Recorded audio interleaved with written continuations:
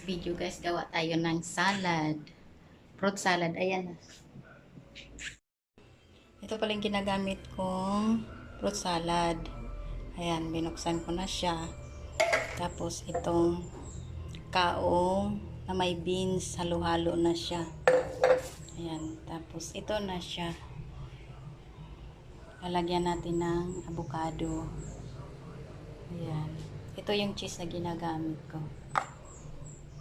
Ayan. May tira kasi ako kahapon na yung maliit lang naman na kondensada. Kaya yan na yung ginagamit ko. Ayan.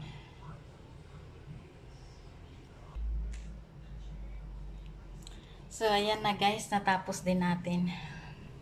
Lagyan natin ng avocado. Yung Nestle cream pala na ginagamit ko, maliit lang. Natapon ko na yung yung lagayan. Ayan na siya. Halo-haloin natin. Wow. Mukhang masarap.